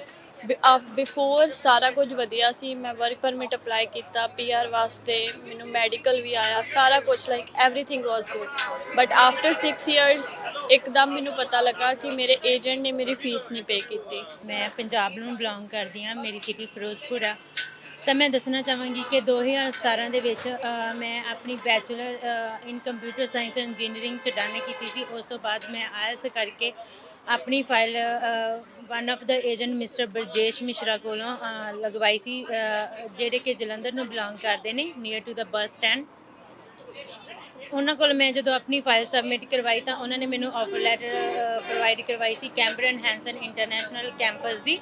ਅਤੇ ਜਦੋਂ ਕਿ ਮੇਰੀ ਸਾਰੀ ਫਾਈਲ ਸਬਮਿਟ ਕਰਵਾਈ ਉਹਨਾਂ ਨੇ ਆਪਣੇ ਬਿਹਾਫ 'ਤੇ ਸਾਰਾ ਕੁਝ ਡਨ ਕਰਕੇ, ਜਦੋਂ ਮੈਂ ਇੱਥੇ ਕੈਨੇਡਾ ਆਈ, ਮੈਂ ਆਈ ਸੀਗੀ ਜਨਵਰੀ 2018 'ਚ। ਅਤੇ ਮੇਰੀ ਓਰੀਐਂਟੇਸ਼ਨ ਸੀਗੀ ਫਸਟ ਵੀਕ ਵਿੱਚ। I went to my college on that note and when I go to the college, ਜਿਹੜੇ ਉੱਥੇ ਰਿਸੈਪਸ਼ਨਿਸਟ ਸੀਗੇ ਉਹਨਾਂ ਨੇ ਕਿਹਾ ਕਿ I don't know why your name is not in the system, you need to call back to your representative. So then I come back. ਜਦੋਂ ਮੈਂ ਘਰ ਵਾਪਸ ਆਈ ਤਾਂ ਮੈਂ ਆਪਣੇ ਏਜੰਟ ਨੂੰ ਕਾਲ ਕੀਤੀ ਤਾਂ ਮੈਂ ਉਹਨੂੰ ਪੁੱਛਿਆ ਕਿ ਮੇਰਾ ਨਾਮ ਸਿਸਟਮ ਵਿੱਚ ਕਿਉਂ ਨਹੀਂ ਹੈ। ਤਾਂ ਉਹਨਾਂ ਨੇ ਮੈਨੂੰ ਦੱਸਿਆ ਕਿ ਤੁਹਾਡੇ ਕਾਲਜ ਦੇ ਵਿੱਚ ਲਾਈਕ ਸੀਟ ਓਵਰ ਬੁਕਿੰਗ ਹੋਣ ਕਰਕੇ ਤੁਹਾਡੀ ਸੀਟ ਕੈਂਸਲ ਹੋ ਗਈ ਹੈ ਅਤੇ ਮੈਂ ਤੁਹਾਨੂੰ ਤੁਹਾਡੀ ਫੀਸ ਰੀਫੰਡ ਕਰਵਾ ਲਈ ਹੈ ਅਤੇ ਮੈਂ ਤੁਹਾਨੂੰ ਤੁਹਾਡੀ ਫੀਸ ਵਾਪਸ ਦੇ ਦੇਵਾਂਗਾ ਤੇ ਮੈਂ ਤੁਹਾਨੂੰ ਦੂਸਰਾ ਕਾਲਜ ਪ੍ਰੋਵਾਈਡ ਕਰਵਾ ਦੇਵਾਂਗਾ। ਬਟ 1 ਜਾਂ 2 ਵੀਕ ਵੇਟ ਕਰਨ ਤੋਂ ਬਾਅਦ ਵੀ ਉਸਨੇ ਮੈਨੂੰ ਕਾਲਜ ਨਹੀਂ ਦਿਵਾਇਆ। Then I call back to my parents in India and ਉਹ ਫਿਰ ਉਸ ਏਜੰਟ ਕੋਲ ਗਏ, ਉਹਨਾਂ ਨੇ ਜਾ ਕੇ ਉਸ ਨੂੰ ਕੁਐਸਚਨ ਕੀਤਾ ਤਾਂ ਉਸਨੇ ਕਿਹਾ ਕਿ ਇਸ ਟਾਈਮ ਸਾਰੇ ਕਾਲਜ ਆਲਰੇਡੀ ਫੁੱਲ ਨੇ, ਇਸ ਕਰਕੇ ਮੈਂ ਉਸਦੀ ਐਡਮਿਸ਼ਨ ਨਹੀਂ ਕਰਵਾ ਪਾਵਾਂਗਾ। ਤਾਂ ਉਸਨੇ ਜਿਹੜੀ ਮੇਰੀ ਫੀਸ ਸੀ ਉਹ ਮੇਰੇ ਪੇਰੈਂਟਸ ਨੂੰ ਵਾਪਸ ਕਰ ਦਿੱਤੀ। ਫਿਰ ਮੈਂ ਇੱਥੇ ਇੱਕ ਹੋਰ ਕੰਸਲਟੈਂਟ ਨੇ IRCC ਦੇ ਮੈਂਬਰ ਨੇ ਉਹ, ਮੈਂ ਉਹਨਾਂ ਕੋਲ ਵਿਜ਼ਿਟ ਕੀਤਾ। ਹਿਸ ਨੇਮ ਇਜ਼ ਵਿਸ਼ਾਲ ਮਨੋਚਾ। ਤਾਂ ਜਦੋਂ ਮੈਂ ਉਹਨਾਂ ਕੋਲੇ ਗਈ, ਮੈਂ ਆਪਦੀ ਸਾਰੇ ਡਾਕੂਮੈਂਟ ਉਹਨਾਂ ਨੂੰ ਦਿਖਾਏ ਤਾਂ ਉਹਨਾਂ ਨੇ ਮੈਨੂੰ ਪਹਿਲਾਂ ਇੱਕ ਪ੍ਰਾਈਵੇਟ ਕਾਲਜ, ਉਸ ਤੋਂ ਬਾਅਦ ਮੈਨੂੰ ਗਵਰਨਮੈਂਟ ਕਾਲਜ ਦੇ ਵਿੱਚ ਐਡਮਿਸ਼ਨ ਦਿਵਾ ਦਿੱਤੀ, ਜਿੱਥੇ ਮੈਂ ਆਪਣੀ ਸਾਰੀ ਸਟੱਡੀ ਡਨ ਕੀਤੀ। ਉਸ ਤੋਂ ਬਾਅਦ ਮੈਂ ਸਟੱਡੀ ਡਨ ਕਰਨ ਤੋਂ ਬਾਅਦ ਮੈਂ ਆਪਦੇ ਵਰਕ ਪਰਮਿਟ ਲਈ ਅਪਲਾਈ ਕੀਤਾ ਤਾਂ ਮੈਨੂੰ ਵਰਕ ਪਰਮਿਟ ਵੀ ਮਿਲਿਆ। ਉਸ ਤੋਂ ਬਾਅਦ ਮੈਨੂੰ ਮੈਂ ਆਪਦੀ PR ਲਈ ਅਪਲਾਈ ਕੀਤਾ ਹੋਇਆ ਸੀਗਾ ਐਕਸਪ੍ਰੈਸ ਐਂਟਰੀ ਵਿੱਚ, ਜਿਹਦੇ ਵਿੱਚ ਮੇਰੀ ਇਨਵੀਟੇਸ਼ਨ ਮੈਨੂੰ ਆਲਰੇਡੀ ਆਈ ਹੋਈ ਸੀਗੀ। ਮੇਰੀ PR ਦੇ ਆਲਰੇਡੀ ਸਬਮਿਸ਼ਨ ਹੋਈ ਸੀਗੀ ਫਾਈਲ ਦੀ, ਜਿਹਦੀ ਜਦੋਂ ਉਹਨਾਂ ਨੇ ਵੈਰੀਫਿਕੇਸ਼ਨ ਕੀਤੀ ਤਾਂ ਆਫਟਰ 6 ਈਅਰ ਉਹਨਾਂ ਨੇ ਮੈਨੂੰ ਦੱਸਿਆ ਕਿ ਜਿਹੜੀ ਆਫਰ ਲੈਟਰ ਤੁਹਾਡੇ ਏਜੰਟ ਨੇ ਤੁਹਾਡੀ ਫਾਈਲ ਦੇ ਵਿੱਚ ਯੂਜ਼ ਕੀਤੀ ਹੈ ਉਹ ਫੇਕ ਹੈ। ਤਾਂ ਉਸ ਤੋਂ ਬਾਅਦ ਜਦੋਂ ਮੈਨੂੰ CBSE ਵੱਲੋਂ ਲੈਟਰ ਆਉਂਦੀ ਹੈ ਤਾਂ ਉਹਦੇ ਵਿੱਚ ਮੈਨੂੰ ਪਤਾ ਲੱਗਿਆ ਕਿ ਜਿਹੜੀ ਆਫਰ ਲੈਟਰ ਉਸਨੇ ਮੇਰੇ ਲਈ ਯੂਜ਼ ਕੀਤੀ ਸੀ for provide me a study permit, ਕਿ ਉਹ ਫੇਕ ਸੀ। So I was shocked on that time. ਤਾਂ ਇਸ ਕਰਕੇ ਸਾਡੇ ਇਹੀ ਸਵਾਲ ਨੇ ਜਿਹੜੇ ਅਸੀਂ ਅੱਜ ਵੀ ਪੁੱਛਦੇ ਆ ਰਹੇ ਹਾਂ ਕਿ what the immigration officer duty when I apply first from India।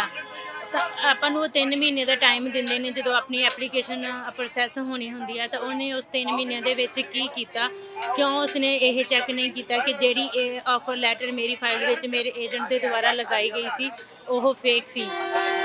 Second point ਕਿ ਜਦੋਂ ਮੈਂ ਪੇਰਸਨ 에ਅਰਪੋਰਟ 'ਤੇ ਜਦੋਂ ਮੈਂ ਲੈਂਡ ਕੀਤਾ ਤਾਂ ਮੈਨੂੰ ਸਟੱਡੀ ਪਰਮਿਟ ਇਸ਼ੂ ਹੋਇਆ। ਉੱਥੇ ਵੀ CBSE ਆਫਿਸਰ ਨੇ ਮੇਰੇ ਸਾਰੇ ਡਾਕੂਮੈਂਟ ਚੈੱਕ ਕੀਤੇ। Why he did not get this, ਕਿ the offer letter was fake. I submit my application even 4 to 5 times to the CBSE। ਜਦੋਂ ਮੈਂ ਸਟੱਡੀ ਪਰਮਿਟ ਲਈ ਅਪਲਾਈ ਕੀਤਾ, ਸਟੱਡੀ ਪਰਮਿਟ ਐਕਸਟੈਂਸ਼ਨ ਲਈ ਅਪਲਾਈ ਕੀਤਾ, ਵਰਕ ਪਰਮਿਟ ਲਈ apply ਕੀਤਾ, PR ਲਈ ਅਪਲਾਈ ਕੀਤਾ, ਤਾਂ ਉਦੋਂ ਇਹਨਾਂ ਨੂੰ ਕਿਉਂ ਨਹੀਂ ਪਤਾ ਚੱਲਿਆ ਕਿ ਆਫਰ ਲੈਟਰ ਵਾਜ਼ ਫੇਕ। ਤਾਂ after 6 year they said the offer letter was fake. So this is really I was shocked. It doesn't make any sense. So that's why we are doing a protest here to get the justice, and we are continue this until we did not get the justice for us. ਹਾਂਜੀ, ਮੇਰਾ ਨਾਮ ਚਮਨਦੀਪ ਸਿੰਘ ਹੈ ਜੀ ਤੇ ਮੈਂ ਮੱਤੇਵਾਲ ਪਿੰਡ ਤੋਂ belong ਕਰਦਾ ਜੀ। ਇਹ ਅੰਮ੍ਰਿਤਸਰ ਜ਼ਿਲ੍ਹੇ ਦੇ ਵਿੱਚ ਸਥਿਤ ਹੈ ਜੀ। ਤੇ ਜਦੋਂ ਮੈਂ ਕੈਨੇਡਾ ਦੀ ਆਪਣੀ ਫਾਈਲ ਲਗਾਉਣੀ ਸੀਗੀ ਤੇ ਮੈਂ ਆਪਣੇ ਫਰੈਂਡਸ ਤੋਂ ਮਤਲਬ ਪੁੱਛਿਆ ਤਾਂ ਇੱਕ ਜਲੰਧਰ ਦਾ ਏਜੰਟ ਮੈਨੂੰ ਮੇਰੇ ਫਰੈਂਡ ਨੇ ਰੈਫਰ ਕੀਤਾ। ਉਹਦਾ ਆਸਟ੍ਰੇਲੀਆ ਦਾ ਵੀਜ਼ਾ ਆਇਆ ਸੀਗਾ ਇਸ ਏਜੰਟ ਤੋਂ। ਉਸ ਦਾ ਨਾਮ ਬਰਜੇਸ਼ ਮਿਸ਼ਰਾ ਸੀਗਾ। ਤੇ ਜਦੋਂ ਮਤਲਬ ਮੇਰੇ ਫਰੈਂਡ ਦਾ ਵੀਜ਼ਾ ਆਇਆ ਸੀਗਾ ਉੱਤੋਂ, ਤੇ ਉਹ ਮੈਨੂੰ ਥੋੜ੍ਹਾ ਜਿਹਾ ਟਰਸਟ ਬਿਲਡਅਪ ਹੋ ਜਾਂਦਾ ਵੀ ਹਾਂ ਆਲਰੇਡੀ ਜਿੱਦਾਂ ਮੇਰੇ ਫਰੈਂਡ ਦਾ ਵੀਜ਼ਾ ਆ ਚੁੱਕਾ ਤੇ ਫਿਰ ਇਹ ਬੰਦਾ ਠੀਕ ਹੋਏਗਾ। ਚਲੋ ਮੈਂ ਚੱਲ ਗਿਆ ਉਹਦੇ ਕੋਲ ਆਪਣੀ ਫਾਈਲ ਲਗਾਉਣ। ਸਭ ਕੁਝ ਨੋਰਮਲ ਰਿਹਾ, ਜਿੱਦਾਂ ਸਾਰਾ ਕੁਝ ਇੱਕ ਨੋਰਮਲ ਫਾਈਲ 'ਚ ਹੁੰਦਾ। ਤੇ ਜਦ ਮੈਂ ਮਤਲਬ ਸਾਰਾ ਕੁਝ ਠੀਕ ਹੋ ਗਿਆ, ਮੇਰਾ ਵੀਜ਼ਾ ਵੀ ਆ ਗਿਆ, ਸਭ ਕੁਝ ਡਨ ਹੋ ਗਿਆ ਨਾ। ਤੇ ਮਤਲਬ ਇੱਧਰ ਆ ਗਿਆ ਮੈਂ। ਤੇ ਜਦ ਮੈਂ ਇੱਧਰ ਆਇਆ ਤਾਂ ਮੈਨੂੰ ਮੇਰਾ ਏਜੰਟ ਕਾਲ ਕਰਕੇ ਕਹਿੰਦਾ ਵੀ ਜਿਹੜਾ ਤੁਹਾਡਾ ਮਤਲਬ ਕਾਲਜ ਆ ਉਹਦੀਆਂ ਤੁਹਾਡੇ ਕੋਰਸ ਦੀਆਂ ਸੀਟਸ ਫੁੱਲ ਹੋ ਗਈਆਂ। ਸੋ ਉਹ ਦੋ ਆਪਸ਼ਨਸ ਦਿੰਦਾ ਮੈਨੂੰ ਵੀ ਜੇ ਤੂੰ ਸੇਮ ਕਾਲਜ 'ਚ ਮਤਲਬ ਅੱਗੇ ਕੰਟੀਨਿਊ ਕਰਨਾ ਤਾਂ ਤੈਨੂੰ ਨੈਕਸਟ ਉਹਦੇ ਵਿੱਚ ਜਾਣਾ ਪਏਗਾ ਸਮੈਸਟਰ ਦੇ ਵਿੱਚ। ਬਟ ਉਹਦੇ 'ਚ ਇਹ ਰਿਸਕ ਸੀਗਾ ਵੀ ਜਦੋਂ ਆਪਾਂ ਮਤਲਬ ਵਿੱਚ ਗੈਪ ਪੈ ਜਾਣਾ ਸੀਗਾ ਮੇਰੀ ਸਟੱਡੀ ਦੇ ਵਿੱਚ। ਸੋ ਜੋ ਕਿ ਮੇਰੀ ਇਮੀਗ੍ਰੇਸ਼ਨ ਫਾਈਲ 'ਚ ਬਹੁਤ ਪ੍ਰੋਬਲਮ ਕਰ ਸਕਦਾ ਸੀਗਾ ਅੱਗੇ ਜਾ ਕੇ। ਸੋ ਮੈਂ ਦੂਜੀ ਆਪਸ਼ਨ ਉਹਨੇ ਮੈਨੂੰ ਦਿੱਤੀ ਸੀਗੀ ਵੀ ਉਹ ਕਾਲਜ ਚੇਂਜ ਕਰ ਲਾ, ਉਹ ਮੇਰੀ ਫੀਸ ਰਿਫੰਡ ਵਿੱਚ ਹੈਲਪ ਕਰ ਦੂਗਾ ਸਾਰੀ। ਤੇ ਮੈਂ ਆਪਣੇ ਫਰੈਂਡਸ ਵਗੈਰਾ ਤੋਂ ਇੱਥੋਂ ਮਤਲਬ ਆਪਣਾ ਕਨਫਰਮ ਕੀਤਾ ਵੀ ਕਾਲਜ ਚੇਂਜ ਕਰ ਸਕਦੇ ਕਿ ਨਹੀਂ। ਸੋ ਮੇਰੇ ਫਰੈਂਡਸ ਕਹਿੰਦੇ ਇਟਸ ਮਤਲਬ ਬੜਾ ਨੋਰਮਲ ਗੱਲ ਆ ਕਾਲਜ ਚੇਂਜ ਕਰਨੇ, ਵੀ ਨੋਰਮਲ ਜੀ ਗੱਲ ਆ। ਆਲਮੋਸਟ 80-90% ਲੋਕੀ ਕਰ ਹੀ ਲੈਂਦੇ ਆ। ਸੋ ਮੈਂ ਕਿਹਾ ਓਕੇ ਠੀਕ ਆ ਹਨਾ ਵੀ ਉਹਨੇ ਚਲੋ ਉਹਨੇ ਮੇਰੀ ਫੀਸ ਰਿਫੰਡ ਕਰਵਾਤੀ ਤੇ ਉਹਨੇ ਮੇਰੇ ਮਤਲਬ ਅਕਾਊਂਟ 'ਚ ਭੇਜ ਦਿੱਤੀ। ਤੇ ਇਹੋ ਜਿਹੀ ਫਿਰ ਇਹ 'ਚ ਕੋਈ ਐਕਟੀਵਿਟੀ ਨਹੀਂ ਹੋਈ ਵੀ ਮੈਨੂੰ ਉੱਥੇ ਜਮਾ ਵੀ ਸ਼ੱਕ ਪੈਂਦਾ। ਤੇ ਉਦੋਂ ਜਿਹੜਾ ਟਾਈਮ ਪੀਰੀਅਡ ਸੀਗਾ ਉਦੋਂ ਕਾਲਜਸ ਓਵਰਬੁੱਕ ਵੀ ਬਹੁਤ ਹੋ ਰਹੇ ਸੀਗੇ ਤੇ ਉਹ ਵੀ ਇੱਕ ਨਾਰਮਲ ਜੀ ਥਿੰਕ ਸੀਗੀ ਵੀ ਉਹ ਸੀਟ ਹੋਲਡ ਨਹੀਂ ਕਰ ਪਾਇਆ ਜਾਂ ਨਾ ਮੈਨੂੰ ਕੋਈ ਸ਼ੱਕ ਨਹੀਂ ਪਿਆ। ਤੇ ਮੈਂ ਆਪਣਾ ਕਾਲਜ ਲੱਭ ਲਿਆ ਇੱਥੇ ਦੁਬਾਰਾ। ਉਹਨੇ ਉਹ ਫੀਸ ਜਿਹੜੀ ਆਈ ਸੀ ਮੈਂ ਦੁਬਾਰਾ ਅੱਗੇ ਟ੍ਰਾਂਸਫਰ ਕਰਤੀ ਫੀਸ ਆਪਣੇ ਨਵੇਂ ਕਾਲਜ 'ਚ ਪੜ੍ਹਾਈ ਕੀਤੀ ਆ, ਵਰਕ ਪਰਮਿਟ ਅਪਲਾਈ ਕੀਤਾ। ਫਿਰ ਮੈਂ ਆਪਣੀ PR ਲਈ ਵਿਨੀਪੈਗ ਮੂਵ ਹੋ ਗਿਆ ਤੇ ਉਸ ਤੋਂ ਬਾਅਦ ਮੈਨੂੰ ਸਾਲ ਕੁ ਬਾਅਦ ਮਤਲਬ ਵਰਕ ਪਰਮਿਟ ਅਪਲਾਈ ਕਰਨ ਤੋਂ ਸਾਲ 6-7 ਮਹੀਨਿਆਂ ਬਾਅਦ ਮੈਨੂੰ ਲੈਟਰ ਆਉਂਦੀ ਆ ਵੀ ਤੁਹਾਡੀ ਜੋ ਮਤਲਬ ਪਿਛਲੇ ਸਾਲ ਅਪ੍ਰੈਲ ਦੇ ਵਿੱਚ ਵੀ ਤੁਹਾਡੀ ਜੋ ਆਫਰ ਲੈਟਰ ਆ ਉਹ ਫਰਾਡਲੈਂਟ ਆ ਜਿਹੜੀ ਤੁਸੀਂ 에ਅਰਪੋਰਟ ਦੇ ਉੱਤੇ ਦਿਖਾਈ ਸੀ। ਤੇ ਉਹ ਮੈਂ ਤਾਂ ਟੋਟਲੀ ਮਤਲਬ ਸ਼ੌਕ ਹੋ ਗਿਆ ਉਦੋਂ ਵੀ ਇਹ ਕੀ ਹੋ ਗਿਆ ਮੇਰੇ ਨਾਲ, ਕਿਉਂਕਿ ਮੈਨੂੰ ਤਾਂ ਪਤਾ ਹੀ ਨਹੀਂ ਸੀ ਵੀ ਇਦਾਂ ਹੋਣਾ ਜਾਂ ਇਹ ਹੋ ਗਿਆ ਹੈ ਨਾ। ਮੈਂ ਆਪਣੇ ਮਤਲਬ ਸੇਮ ਏਜੰਟ ਨੂੰ ਕੰਟੈਕਟ ਕਰਨ ਦੀ ਕੋਸ਼ਿਸ਼ ਕੀਤੀ, ਚਲੋ ਫੋਨ ਫਾਨ ਮੇਰੇ ਕੋਲ ਲੱਗਾ ਨਹੀਂ ਇੱਧਰੋਂ ਸਿੱਧਾ। ਸੋ ਮੈਂ ਆਪਣੇ ਫਾਦਰ ਸਾਹਿਬ ਨੂੰ ਭੇਜਿਆ ਉੱਥੇ ਉਹਦੇ ਕੋਲ ਜਲੰਧਰ। ਤੇ ਜਦੋਂ ਉਹ ਗਏ ਤੇ ਉਹਨੇ ਲਾਰਾ ਲੱਪਾ ਜਿਹਾ ਲਾ ਕੇ ਭੇਜਤਾ ਵੀ ਸਾਰਾ ਕੁਝ ਠੀਕ ਆ, ਮਤਲਬ ਵੀ ਉਹ ਗਲਤੀ ਨਾਲ ਲੈਟਰ ਭੇਜਤੀ ਆ ਤੇ ਦੋ ਕੁ ਇੰਟਰਵਿਊ ਹੋਣਗੀਆਂ, ਸਭ ਕੁਝ ਨਾਰਮਲ ਹੋ ਜਾਊਗਾ। ਤੇ ਮੇਰੇ ਪੇਰੈਂਟਸ ਨੂੰ ਇੰਨਾ ਪਤਾ ਨਹੀਂ ਸੀਗਾ ਵੀ ਕੈਨੇਡਾ ਦੇ ਰੂਲ ਵਗੈਰਾ ਕੀ ਨੇ। ਸੋ ਉਹ ਆ ਗਏ ਹੈ ਨਾ ਵਾਪਸ ਗੱਲ ਸੁਣ ਕੇ, ਉਹਨਾਂ ਮੈਨੂੰ ਦੱਸਿਆ ਵੀ ਇੱਦਾਂ ਹੋਇਆ ਜੇ ਉਹ। ਤਾਂ ਮਤਲਬ ਮੈਂ ਫਿਰ ਠੀਕ ਆ, ਮੈਂ ਕਿਹਾ ਵੀ ਨਹੀਂ ਮਤਲਬ ਇਹ ਗੱਲ ਮਤਲਬ ਸੀਰੀਅਸ ਗੱਲ ਆ ਮਤਲਬ ਮੈਂ, ਕਿਉਂਕਿ ਉਸ ਤੋਂ ਬਾਅਦ ਫਿਰ ਮੈਂ ਇੰਟਰਵਿਊ 'ਤੇ ਵੀ ਗਿਆ ਨਾ, CBSE ਨੇ ਮੈਨੂੰ ਸਾਰਾ ਐਕਸਪਲੇਨ ਕੀਤਾ। ਤਾਂ ਮੈਂ ਮਤਲਬ ਆਪਣੇ ਪੇਰੈਂਟਸ ਨੂੰ ਕਿਹਾ ਵੀ ਨਹੀਂ ਇਹ ਸੀਰੀਅਸ ਗੱਲ ਆ, ਉਹਨੂੰ ਦੁਬਾਰਾ ਜਾਓ ਉਹਨੂੰ ਮਤਲਬ ਪੁੱਛੋ ਵੀ ਇਹ ਕਿਉਂ ਕੀਤਾ ਕੀ ਕੀਤਾ ਨਾ ਕੀ ਹਿਸਾਬ ਵਾ। ਤਾਂ ਦੁਬਾਰਾ ਜਦੋਂ ਉਹਨਾਂ ਟਰਾਈ ਗਏ ਉੱਥੇ ਤਾਂ ਉੱਥੇ ਸੀਗਾ ਹੀ ਨਹੀਂ ਹੈ ਨਾ, ਮਤਲਬ ਦੁਬਾਰਾ ਜਾਣ ਦੀ ਜਦੋਂ ਕੋਸ਼ਿਸ਼ ਕੀਤੀ ਉਹ ਹੈਗਾ ਹੀ ਨਹੀਂ ਸੀਗਾ, ਉੱਥੇ ਭੱਜ ਚੁੱਕਾ ਸੀ। ਫਿਰ ਮਤਲਬ ਜੋ ਵੀ ਆਪਣਾ ਹੀ ਕੇਸ ਵਗੈਰਾ ਇੱਥੇ ਆਪਣਾ ਫਾਈਟ ਮਤਲਬ ਕਰਨ ਦੀ ਕੋਸ਼ਿਸ਼ ਕੀਤੀ, ਪਰ ਜਿਹੜੇ ਮੇਰੇ ਮਤਲਬ ਇੱਦਾਂ ਦੇ ਕੇਸ ਸੀਗੇ ਸਾਰੇ, ਉਹਨਾਂ ਦੇ ਵਿੱਚ ਜੋ ਵੀ ਅੱਜ ਤੱਕ ਰਿਜ਼ਲਟ ਆਏ ਸੀਗੇ ਉਹ ਨੈਗੇਟਿਵ ਹੀ ਆਏ ਸੀਗੇ। ਮਤਲਬ ਜੱਜ ਵੀ ਈਵਨ ਜੱਜ ਵੀ ਆਪਣੀ ਸਿੰਪਥੀ ਸ਼ੋਅ ਕਰਦੇ ਆ ਜਦੋਂ ਆਪਾਂ ਹੀਅਰਿੰਗ ਵਗੈਰਾ 'ਚ ਜਾਂਦੇ ਆ। ਤਾਂ ਜੱਜ ਵੀ ਕਹਿੰਦੇ ਆ ਵੀ ਜੋ ਤੁਸੀਂ ਮਤਲਬ ਹਾਂ ਵੀ ਨੋ ਹੈ ਨਾ ਵੀ ਕੀ ਹੋਇਆ ਕੀ ਨਹੀਂ, ਬਟ ਉਹ ਕਹਿੰਦੇ ਅਸੀਂ ਇਸ ਰੂਲ ਤੋਂ ਬਾਹਰ ਨਹੀਂ ਜਾ ਸਕਦੇ। ਸੋ ਇਹੀ ਸੀਗਾ ਵੀ ਸਾਨੂੰ ਤਾਂ ਪਤਾ ਹੀ ਨਹੀਂ ਸੀਗਾ ਇੱਦਾਂ ਕਿਉਂਕਿ ਸਭ ਕੁਝ ਠੀਕ ਸੀਗਾ ਸਾਡੀ ਫਾਈਲ 'ਚ, ਈਵਨ ਕਿ ਮੇਰੇ ਆਇਲਸ 'ਚੋਂ ਵੀ 7 ਬੈਂਡ ਸੀਗੇ। ਸੋ ਮੈਨੂੰ ਲੋੜ ਹੀ ਕੀ ਸੀਗੀ ਫੇਕ ਆਫਰ ਲੈਟਰ ਦੀ। ਦੂਜੀ ਗੱਲ ਮੇਰੀ ਇੰਟੈਂਸ਼ਨ, ਜੇ ਮੇਰੀ ਪੜ੍ਹਾਈ ਕਰਨੀ ਇੰਟੈਂਸ਼ਨ ਸੀ ਤੇ ਮੈਂ ਇੱਥੇ ਆਇਆ ਮੈਂ ਪੜ੍ਹਾਈ ਕੀਤੀ। ਜੇ ਮੇਰੀ ਇੰਟੈਂਸ਼ਨ ਹੀ ਬਸ ਕੈਨੇਡਾ 'ਚ ਆ ਕੇ ਬਸ ਕੈਨੇਡਾ ਐਂਟਰ ਹੋਣ ਦੀ ਹੁੰਦੀ ਤਾਂ ਮੈਂ ਕੈਨੇਡਾ ਆ ਕੇ ਮੇਰੇ ਕੋਲ ਬੜੇ ਆਪਸ਼ਨ ਸੀਗੇ। ਸੋ ਮੇਰੀ ਪੜ੍ਹਾਈ ਕਰਨ ਦੀ ਇੰਟੈਂਸ਼ਨ ਸੀ, ਇਸੇ ਕਰਕੇ ਮੈਂ ਇੱਥੇ ਆ ਕੇ ਪੜ੍ਹਾਈ ਕੀਤੀ। ਦੂਜੀ ਗੱਲ ਮੈਂ ਕੈਪੇਬਲ ਸੀਗਾ ਵੀ ਮੈਨੂੰ ਆਫਰ ਲੈਟਰ ਮਿਲ ਸਕੇ, ਇਸ ਲਈ ਮੈਨੂੰ ਦੁਬਾਰਾ ਸਟੱਡੀ ਕੀਤੀ। ਸੋ ਦੂਜੀ ਮੈਂ ਜਿਹੜੇ ਇੰਡੀਆ ਤੋਂ ਹਜੇ ਵੀ ਇਹ ਬਾਕੀ ਇਹ ਜਿਹੜਾ ਫਰਾਡ ਆ ਸਟਿਲ ਔਨ ਗੋਇੰਗ ਆ। ਸਾਨੂੰ ਬੜੇ ਸਟੂਡੈਂਟਸ ਮਿਲੇ ਨੇ ਜਿਹੜੇ ਰੀਸੈਂਟਲੀ ਆਏ ਨੇ ਇੱਥੇ ਤੇ ਉਹਨਾਂ ਦੇ ਉੱਤੇ ਸੇਮ ਕੇਸ ਪੈ ਗਏ ਹੋਣਾ ਨਾ। ਸੋ ਜਿਹੜੇ ਇੰਡੀਆ 'ਚ ਬੈਠੇ ਆ ਮੈਂ ਤਾਂ ਉਹਨਾਂ ਦੇ ਅੱਗੇ ਇਹ ਅਪੀਲ ਕਰਨਾ ਚਾਹੂੰਗਾ ਵੀ ਆਪ ਰਿਸਰਚ ਕਰੋ, ਪਹਿਲਾਂ ਦੇਖੋ, YouTube ਕਰੋ, Google ਕਰੋ ਵੀ ਕੀ ਹੋ ਰਿਹਾ ਕੀ ਨਹੀਂ। ਸੋ ਦੂਜੀ ਗੱਲ ਇਹ ਵੀ ਜਿਹੜੇ ਜਿੱਦਾਂ RCIC ਮੈਂਬਰ ਜਾਂ ਜਿਹੜੇ ਰਜਿਸਟਰਡ ਕੰਸਲਟੈਂਟ ਨੇ ਟਰਾਈ ਕਰੋ ਉਹਨਾਂ ਤੋਂ ਫਾਈਲ ਲਗਵਾਓ, ਕਿਉਂਕਿ ਉਹਨਾਂ ਕੋਲ ਰਿਸਕ ਬਹੁਤ ਘੱਟ ਹੁੰਦਾ। ਫਿਰ ਜਦੋਂ ਉਹ ਫਾਈਲ ਉਹਨਾਂ ਤੋਂ ਲਗਾਓਗੇ ਤਾਂ ਉਹ ਫਰਾਡ ਵਗੈਰਾ ਕਰਨ ਦਾ ਰਿਸਕ ਬਹੁਤ ਘੱਟ ਹੁੰਦਾ। ਸੋ ਇਹ 2-3 ਚੀਜ਼ਾਂ ਮੇਨ ਨੇ। ਬਾਕੀ ਦੇਖੋ ਅਸੀਂ ਫਾਈਟ ਕਰਦੇ ਪਏ ਇੱਥੇ ਧਰਨੇ ਦੇ ਉੱਤੇ, ਜਿੰਨਾ ਚਿਰ ਸਾਡੀਆਂ ਮੰਗਾਂ ਵਗੈਰਾ ਨਹੀਂ ਪੂਰੀਆਂ ਹੁੰਦੀਆਂ ਉਹਨਾਂ ਚਿਰ ਇੱਥੇ ਅਸੀਂ ਪ੍ਰੋਟੈਸਟ 'ਤੇ ਹਾਂ। 24 ਘੰਟੇ ਇੱਥੇ ਅਸੀਂ ਆਲਮੋਸਟ ਸਾਨੂੰ 16-17 ਦਿਨ ਹੋ ਗਏ ਅੱਜ, ਤੇ ਦਿਨ ਰਾਤ ਇੱਥੇ ਅਸੀਂ 24 ਘੰਟੇ ਮੀਂਹ ਆਵੇ ਹਨੇਰੀ ਆਵੇ। ਅੱਜ ਤਾਂ ਮੀਂਹ ਆਇਆ ਸੀਗਾ। ਸੋ ਬਹੁਤ ਮੁਸ਼ਕਲ ਹਾਲਾਤ ਸੀਗੇ ਹੈ ਨਾ, ਵੀ ਪਾਣੀ ਖੜ ਗਿਆ ਸੀ ਆਲਮੋਸਟ ਗਿੱਠ। ਸੋ ਟਰਾਈ ਕੀਤਾ ਅਸੀਂ ਵੀ ਜੋ ਵੀ ਆਪਾਂ ਕਰ ਸਕਦੇ। ਸੰਗਤ ਨੇ ਬਹੁਤ ਹੈਲਪ ਕੀਤੀ ਸਾਡੀ, ਜਿਵੇਂ ਖਾਲਸਾ ਏਡ ਵੀ ਹੋ ਗਈ, ਬਹੁਤ ਗੁਰਦੁਆਰਾ ਪ੍ਰਬੰਧਕ ਕਮੇਟੀਆਂ ਜਾਂ ਸਾਰਿਆਂ ਨੇ ਸਾਡੀ ਹੈਲਪ ਕਰ ਰਹੀਆਂ ਨੇ ਹੁਣ। ਸੋ ਗਵਰਨਮੈਂਟ ਵੀ ਹੁਣ ਗਵਰਨਮੈਂਟ ਦੇ ਅਫੀਸ਼ੀਅਲਸ ਤੇ ਵੀ ਬਿਆਨ ਆ ਰਹੇ ਨੇ ਵੀ ਹਾਂ ਤੁਸੀਂ ਮਤਲਬ ਵੀ ਨੋ ਵੀ ਤੁਹਾਡਾ ਕੋਈ ਨਹੀਂ ਸੀਗਾ। ਦੇਖੋ ਬਟ ਕਦੋਂ ਤੱਕ ਸਾਡੀਆਂ ਮੰਗਾਂ ਮੰਨੀਆਂ ਜਾਂਦੀਆਂ, ਜਿੰਨਾ ਚਿਰ ਨਹੀਂ ਮੰਨੀਆਂ ਜਾਂਦੀਆਂ ਅਸੀਂ ਪ੍ਰੋਟੈਸਟ 'ਤੇ ਇੱਥੇ ਹੀ ਬੈਠੇ ਰਹਾਂਗੇ। My name is Vinay Sally. I came here like in Canada in 2018 September as an international student. So when I was in India, I was working in a multinational company for sales, and then somebody suggested me of the agent named Brijesh Mishra for my study visa to Canada. So I chose him, and he like offered me a college of pharmacy technician in Fenshoff College in London. So I landed here in September 2018. When I landed here, I got a call from him, and he said like, you can't go to that college anymore because the college is no more accepting you. So when I asked him like, what's the reason why the like I can't go to the college, so he said like, the seats are full. So if you want to go to the same college, you have to wait for another 1 year. And to the friend whom I stayed with, he told me like, when you come here on a study permit, you can't put a gap of more than 150 days to continue your studies. Otherwise, in the future, there will be a problem. So then I hired an agent in Mississauga for my further studies. So he gave me a college in Montreal, Montreal College of Information Technology. He gave me a course of web development and digital marketing because I have a sales experience in India. So I started my studies over there. Just after a couple of months, I landed here in Canada in the month of November 2018. So I completed my studies, full course that was of 18 months on April 2020, and then I applied for my work permit. So my work permit file, it went to the Etobicoke, and it stayed there for almost a year. And during that time, I just got a letter from the CBSA, which state that there is an inadmissible case against you, that you have arrived in Canada on a fraudulent acceptance letter. So it was a very shocking moment for me because everything going was so smooth in Canada.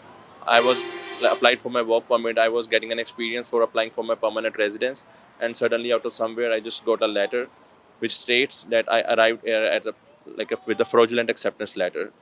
So from there till now, we are fighting for a justice, and just like it's been 15 days, we have started doing our protest with a group of students who are victims of the same thing. Most of us have come through the same agent, but there are few more culprits who are playing the role in this misrepresentation case. So right now I'm done with my immigration hearings. I'm just waiting for my result. Some some students have already received the exclusion order. I have not received yet, but I'm waiting for that one. So I just want everybody to support us, and already I'm very thankful to the people who come here protest every evening, every like it's a 24-hour protest. So many people come here to support us. So I just want to say one thing to the viewers: if we are not done anything wrong, that's the only reason why people are coming here to support us. Otherwise, nobody will come to support us if we are the culprits. So we need to understand this thing, and especially for the people who are coming in the near future, make sure to get your letter of acceptance from the college verified and then arrive here. Otherwise, you have to go to the same circumstances we are going through right now.